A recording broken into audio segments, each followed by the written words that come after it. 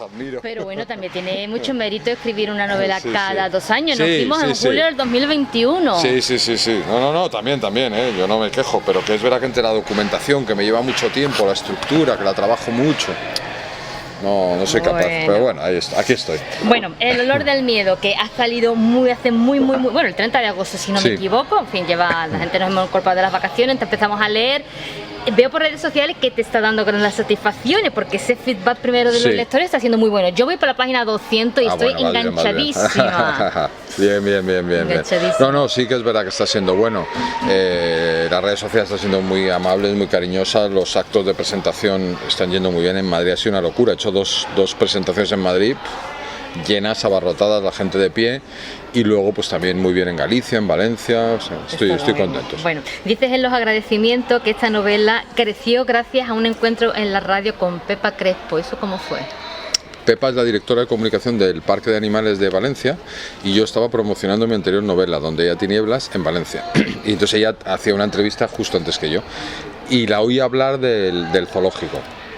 Claro, yo ya estaba dándole vueltas a la idea, a un tema de fondo de animales, un asesinato de un animal en vez de un ser humano, y le pregunté, oye, cuéntame un poco cómo es, y me contó, y dije, no, pero yo quiero visitarlo. Pero no visitarlo como un turista, que está bien, sino por dentro. O sea, si yo ambiento una novela en un zoológico, tengo que saber el funcionamiento zoológico. Y efectivamente me invitó, estuve 3-4 días conviviendo con los cuidadores, con los veterinarios, viendo absolutamente todo. Y no solo es que el espacio me funcionara, sino que vi también que es un sitio lleno de misterios, recovecos. Me quedé una noche, se oía a los leones rugir, a los elefantes barritar, hay personajes que se van a quedar por la noche en el zoo. Entonces, era un sitio que tenía también su parte, para un policíaco funcionaba muy bien. ¿Y por qué ese interés por los animales? Entiendo que tú debes de ser amante también de los animales, porque además se nota a la hora de escribir. Sí. ¿Por qué ese interés por los animales? Pues desde niño, yo siempre digo un poco de broma que mi madre, en vez de leerme cuentos infantiles, me leía los libros de Félix Rodríguez de la Fuente. A la que está dedicada la novela. Efectivamente. Y entonces siempre me han interesado mucho y de repente me doy cuenta que hoy en día en las redes sociales es un tema que a la gente le encanta. La gente tiene mascotas, cuelga vídeos de perros, de gatos, de elefantes, de tal. Y entonces me pareció que era, por un lado, un tema que a mí me interesa, por otro lado, un tema que interesa a la sociedad, y por otro lado, hay tanta novela negra que el contar una novela negra y una investigación policíaca, pero desde otro lado, creo que el lector lo va a agradecer, ¿no? Le va a sorprender la novela. Bueno, narra los hechos que ocurren en un parque de animales, como estás mencionando, situado en Valencia. Se produce la muerte violenta de una elefanta albina, alguien dispara a la distancia, así arranca una investigación policial. Pero digamos que hay una segunda investigación porque una de las cuidadoras de los elefantes, que se llama Elena, también quiere saber quién está. Entonces hay como 2 investigaciones paralelas. Así es, efectivamente. Pues sí, yo quería que hubiese una segunda investigación. Por un lado pregunté a la policía y dije, ¿cómo investigaríais esto? Espera, que te iba a parar. ¿Cómo investigaríais esto? Y me dijeron, por las características especiales lo investigaríamos como el asesinato de un ser humano. Y eso ya me parece que es peculiar. Pero yo quería que hubiese una persona especialmente implicada en la trama, ¿no? O sea, una persona cercana a la víctima, porque claro, al final un elefante tienes como que generar que el lector tenga interés por saber qué ha pasado, ¿no? Entonces la veterinaria que cuida a la elefanta tiene ya un sospechoso nada más arrancar, porque en el zoológico han venido pasando cosas en el pasado, como pequeños boicots, tal, y ella enseguida tiene un sospechoso. Entonces, a partir de ahí, ella, junto con un chico senegalés que también trabaja en el parque, pues lleva una investigación mucho más emocional que la de la policía, porque la novela es muy emocional y se pone en peligro, hace cosas ilegales, o sea, es decir, hay 2 investigaciones en paralelo que además dan mucho ritmo a la novela, le están intercambiándose una con la otra. Pero entonces me llama la atención, claro, tu novela es un thriller, me parece muy original por lo que comentas, de que la víctima es un animal, un elefante albino. Hay mucho debate en la novela sobre la muerte violenta. Me genera la pregunta de porque además se dice en la novela, ¿se puede considerar una muerte violenta de un animal un asesinato? ¿Es el animal una víctima? Todo eso juega mucho con todo y me llamó mucho la atención porque jamás me lo había planteado. Claro. Sí, por eso es un planteamiento original. Teóricamente no se puede llamar asesinato a la muerte violenta de un animal, pero realmente se parece mucho, ¿no?, a un asesinato.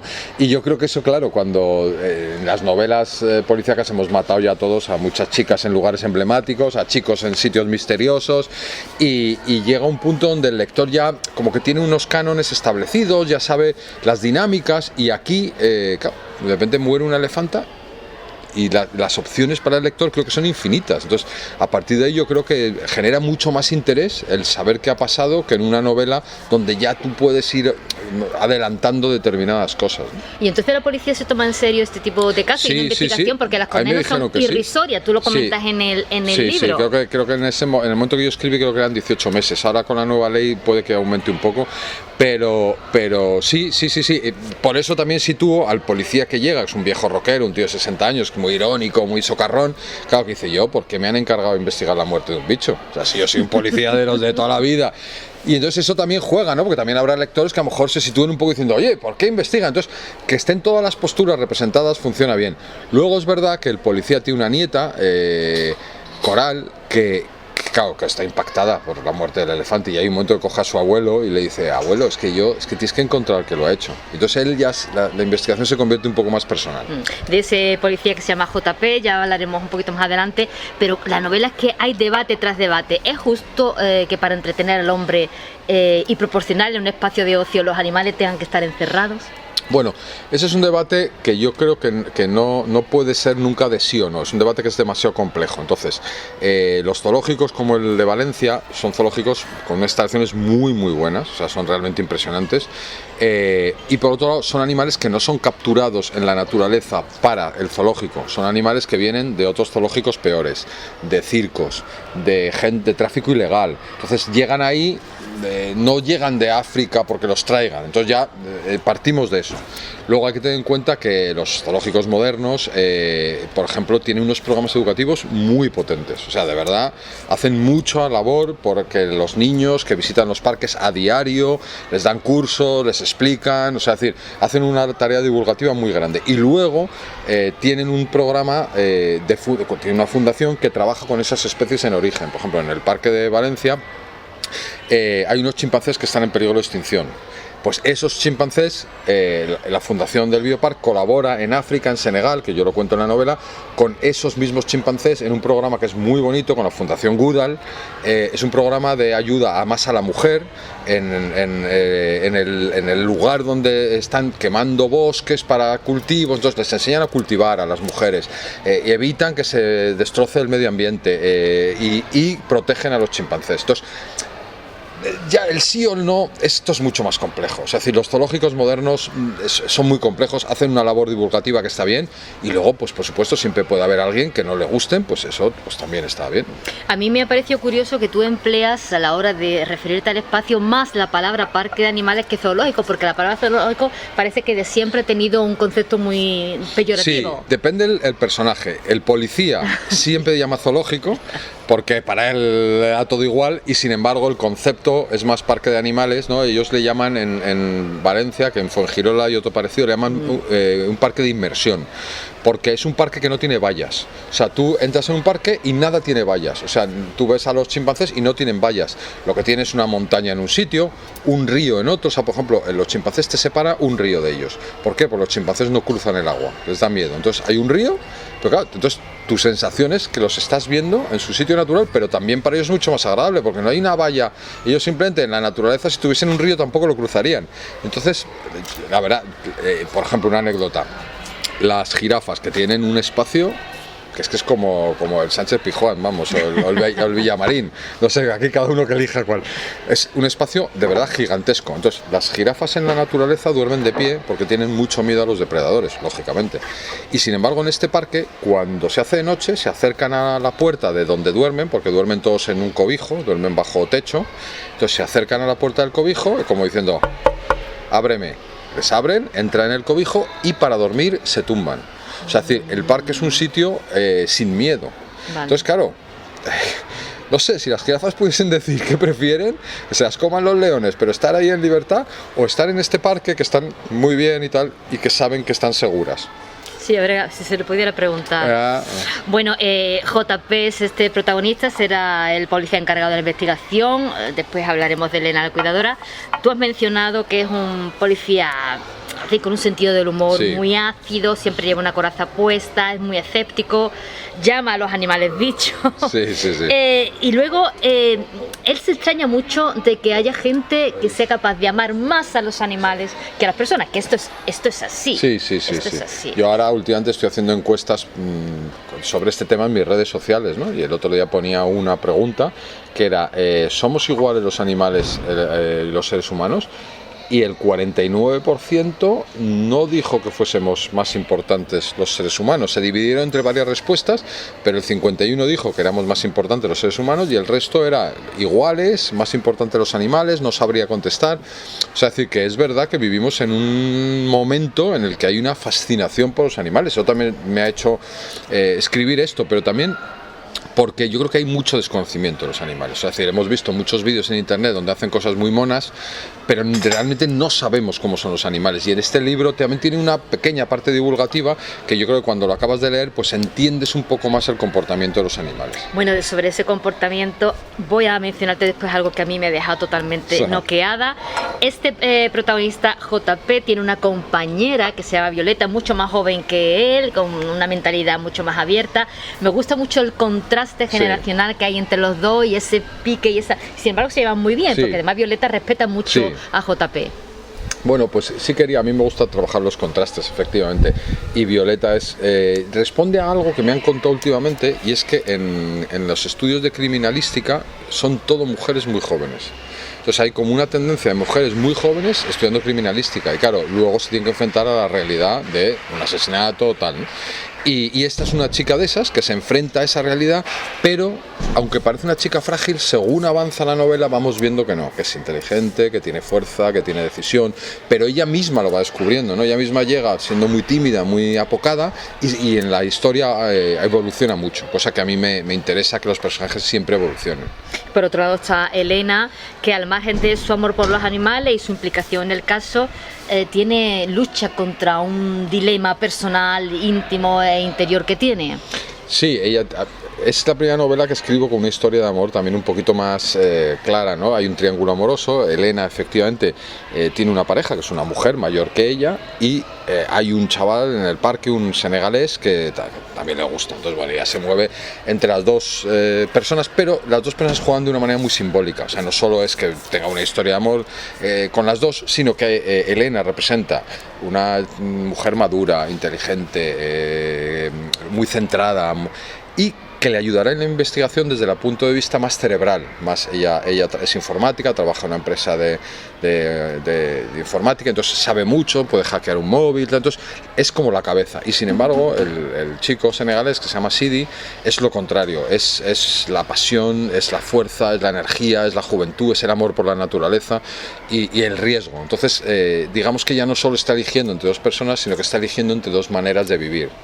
Me gusta mucho porque no solamente tu novela no acerca al mundo animal, sino que tú vas desgranando poco a poco diversos temas. El amor, por ejemplo, en el caso de Elena, el duelo que ella siente por la muerte del animal, que es como si le hubiera muerto un familiar, y la maternidad también hay una pincelada ahí, que es interesante cómo cómo los personajes se acercan a esa de una manera distinta. El duelo también lo comparo mucho con el duelo de los propios elefantes, que es uno de los animales que hacen más duelo. Cuando se muere alguien de la familia, ellos viven mucho el duelo, ¿no? Es un animal que nota la muerte y de alguna manera le apena, ¿no? No sabemos hasta qué punto, pero claramente le afecta. Y luego el tema de la maternidad, hay una cosa sorprendente, ¿no? Y es que desde hace 3.800 millones de años los seres vivos transmiten los genes sin más, ¿no? Todo desde las bacterias hasta lo que sé, las panteras y los peces, y sin embargo ahora el ser humano nos podemos plantear qué queremos hacer. O sea, somos la primera especie que después de 3.800 millones de años podemos decidir que no queremos y no tener hijos o intentar no tener hijos o intentar sí, es decir, tenemos libertad por primera vez en toda la historia de la evolución. A mí eso es algo que me llama mucho la atención y que no, de lo que no se habla, ¿no? Y bueno, en la novela pues también se plantea un poco este tema como reflexión es algo que nos diferencia, ¿no?, de los animales. Tenemos la capacidad de decidir si tener descendencia o no. Claro, al hilo de lo que estás comentando, hay un personaje que se llama Marina Santaolalla, Sí. que es una profesora universitaria. Ella, a través de este personaje, dando clases en el aula, pues habla sobre la evolución de las especies, sobre el comportamiento animal y sobre esa transmisión de los genes. Hay unas reflexiones muy interesantes, porque además ella compara mucho el comportamiento humano Sí. con el de los animales, que los hombres también hemos abandonado muchos comportamientos Sí. que venían. En fin, toda esa parte es muy interesante. Sí. Yo en el fondo lo que quiero con mis novelas es, o sea, primero, que sea un policíaco, que sea entretenido, que la gente lo pase bien. Eso es obligatorio. Pero intento que además luego la gente se quede con algo más, ¿no? Igual que en La huella del mal, en Atapuerca, pues la gente aprendía un poco de prehistoria y reflexionaba un poco. Pues aquí pasa lo mismo. Yo creo que con esta comparación entre humanos y animales, cuando terminas la novela, has reflexionado un poco sobre ti mismo, ¿no? Sobre cómo somos los humanos, sobre por qué hacemos las cosas que hacemos, si esos comportamientos son culturales o vienen de realmente de la biología más primitiva. Entonces, bueno, pues es como algo más que te llevas a leer la novela, ¿no? Te quedas con unos conocimientos y una pequeña reflexión. Te quedas con muchas cosas, porque es verdad que lo que comentas del mundo animal y lo que decías antes de que pensamos que todo es maravilloso, yo me he quedado alucinada con ciertos datos, ciertas Sí. ideas que nos aporta. Por ejemplo, los delfines jóvenes raptan a las hembras, las que violan durante varios días, y como eso hay varias cosas más. Sí. No, porque a veces tenemos esa sensación de que los animales son maravillosos y los humanos somos los malos. Y la realidad es que hay de todo. Entonces, no es que sea el comportamiento más habitual de los delfines, pero es verdad que los delfines macho, pues se ha grabado ocasiones en las que raptan una hembra y todos tienen sexo con ella, no consentido, por decirlo de alguna manera, ¿no? Pero también hay casos, por ejemplo, de los elefantes. Cuando los elefantes macho empiezan a crecer y se hacen jóvenes, los echan de la manada de las madres, digamos, porque ya son unos camorristas, además es verdad. Y entonces los mandan a la selva y entonces la gente dice, no, es que son como unos chavales, adolescentes, perdidos, que van destrozando todo, que van metiéndose en líos hasta que encuentran un elefante macho. Y cuando encuentran un elefante macho, el elefante macho deja que les sigan y les enseña a comportarse. Entonces me pareció fascinante cómo estos camorristas están por ahí, de repente ven a un elefante macho y dicen, lo siguen, y el elefante macho dice, oye, que hay que saber ser elefante también, ¿no? No se puede ir rompiendo todo y tal. Entonces, bueno, son comportamientos muy curiosos que la gente no conoce y que yo creo que hace que te interesen más los animales y no los vídeos un poco graciosos de un elefante que coge un sombrero y se lo pone, ¿no? Ya, que hay de todo un Hay poco. de todo, sí. Bueno, eso me lleva a preguntarte por la documentación, obviamente, que habrás tenido que leer mucho y aprender mucho para transmitiendo todo lo que has leído. Hablas de los libros de Juan Luis Arzuaga, que imagino que habrán sido libros Sí. casi de cabecera. Sí. ¿Qué más han tenido que manejar para aprender todo esto? Por un lado yo, o sea, desde siempre, como te decía, desde niño siempre me ha interesado el tema, con lo cual yo siempre he leído de estos temas, he visto todos los documentales que hay, los veo y tal. Y luego ya una vez ya me decidí a escribir la novela, aparte de los libros de Arzuaga, que tiene unos libros que analizan de una manera muy interesante la evolución. También hablando de los animales, he hablado con varias etólogas y me han recomendado libros, me han dicho, bueno, mira, léete este otro. He ido también a algún refugio de chimpancés que está cerca de Madrid, entonces he hablado con primatólogos, o sea, es decir, sí que he hablado con un montón de gente para que lo que se diga en el libro esté documentado, y aunque luego tenga un barniz literario, porque siempre lo va a tener, y yo puedo hacer una interpretación más literaria de lo que cuento, pero siempre tengo un fondo de biología, de comportamiento animal que sea de verdad creíble. Bueno, solamente te has tenido que aprender sobre cómo conviven los animales, cómo se comportan, y también sobre las investigaciones criminales, que eso siempre está, Sí. siempre tenéis los autores, siempre tenéis contacto con policías, amigos en la policía y demás. También has aprendido sobre el hackeo de ordenadores y dispositivos electrónicos. Pues también el agradecimiento está. A mí me gusta, cada día se lleva más que los autores al final demos agradecimiento a la gente, porque escribir una novela es muy complejo. Entonces, claro, hay 2 páginas de agradecimientos donde hablo de cazadores, tiradores de precisión, francotiradores, etólogos, tal, policías, comisarios, y efectivamente tengo un amigo que sabe mucho de hackeo de móviles y dice, los expertos son los israelíes, yo he hecho un curso con unos israelíes y tal. Entonces, bueno, pues también que lo que cuente en un momento determinado, si alguien tiene que hackear un móvil o como tal, pues que tenga una base también pues creíble, ¿no? Si alguien que entiende lo lee, dice, mira, este se ha documentado. Bueno, no lo hemos dicho, la novela se titula El olor del miedo. ¿A qué huele el miedo, Manuel? Pues yo tengo un olfato fatal, así que no lo sé. Busqué en internet y no hay ninguna respuesta que me cuente que me diga nada así brillante, así que no sé, habría que preguntarse a los animales. Muy bien, bueno, pues lo dejamos aquí. Un placer tenerte en Sevilla de nuevo. Estoy disfrutando muchísimo con la lectura de la novela, Pues porque de verdad que en 2 días me he plantado en 200 páginas. Pues ya verás que además yo creo que las últimas 200 son vertiginosas, o sea bueno, que... ya te contaré por redes. Sí, ¿vale? ya me contarás. Venga, los cerramos aquí.